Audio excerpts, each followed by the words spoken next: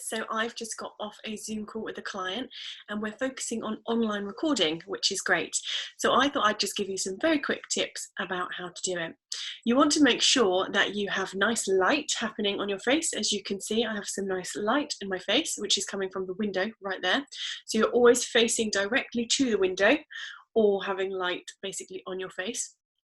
As much UV natural light as you possibly can is always better.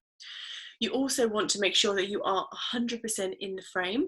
So you don't want your head cut off, you don't want too much of your lower body, you don't want to be sort of to the side, you want to be nice in the middle with a nice frame all the way around you.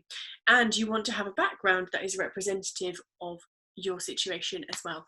So obviously I'm here in my Zen den, which is something that I always talk about. You can obviously have a bookcase behind you, something interesting, but you don't want it to be too distracting and people to be just interested in your books and stuff.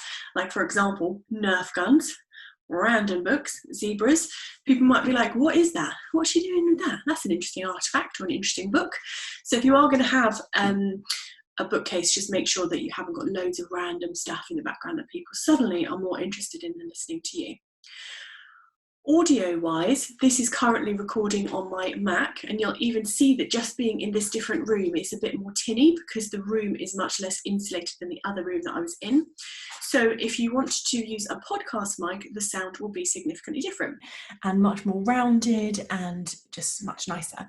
But obviously you might not have a podcast mic, so just make sure that it's a super quiet environment. People aren't going to rock around, cats aren't going to come meowing, dogs aren't going to come barking, kids aren't going to come whining, and just make sure that it's a nice quiet environment. If you're going to read something, the amazing thing with Zoom is that you can basically read it from your screen.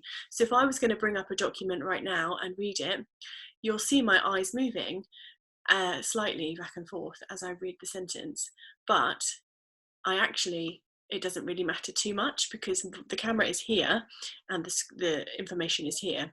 So as long as you're not reading something up here or down here, then you should be fine. The other thing is you don't want the camera to be too high or too low. If it's too high, it's weird. Just like, hi everyone, looks kind of creepy.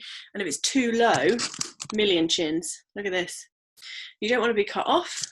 You want it to be nice. So I'm actually resting this on a Lego box. Secrets out. So anyway, those are my top tips for you for Zoom and stuff. I'm sure you guys are figuring it out anyway. But lighting, sound, nice framing, and if you're reading something, don't be sort of blah, blah, blah, just sort of keep it on the level. Where you can just connect and look at the camera is best. Thanks.